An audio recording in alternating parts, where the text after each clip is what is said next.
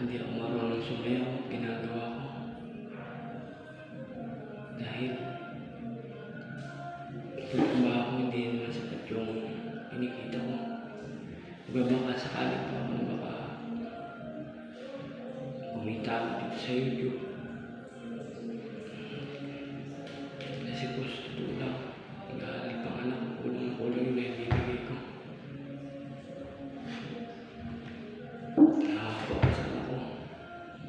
Sa nanay ko po, hindi na rin ako makabigay. Bihira lang dahil may mga utang po ako. Dati pa akong regular sa kumpanya, kaya lang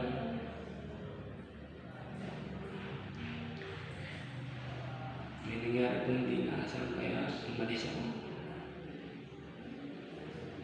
Hindi ko alam na ganun kalalabasan.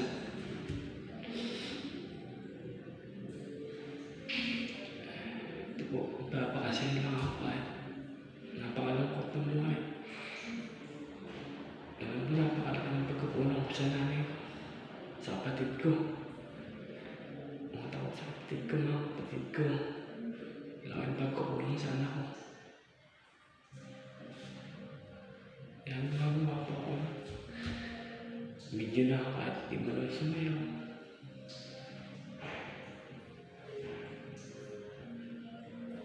Baka sakali po kumita ang tumagod sa pag-aaral ng anak ko, pambahid sa utang. Makatulong na rin sa aming mga kapatid. Lalo na sa aking nanay. Sa lahat po nung may utang ako, mabayaran ko kayo, kaya wala pa po talaga ngayon. Hindi po ako tumakas sa kumpanya. Namalo lang po ang buhay ko, kaya umalis ako dun. Naisip ko na pag wala ako, paano ng anak ko.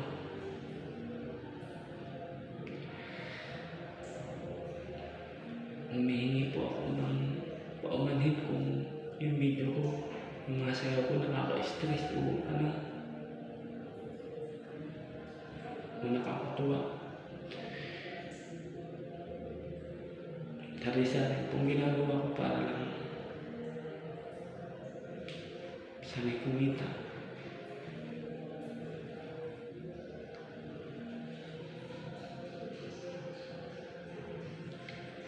Mga idol,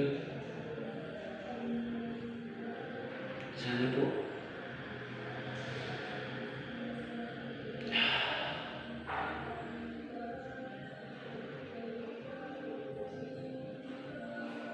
nalampasan ko mga problema ko. Bayaran ko mga utang ko.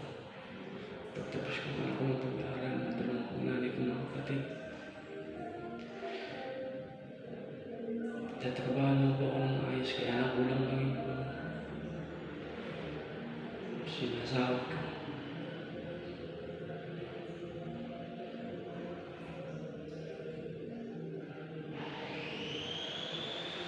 Dito na lang po.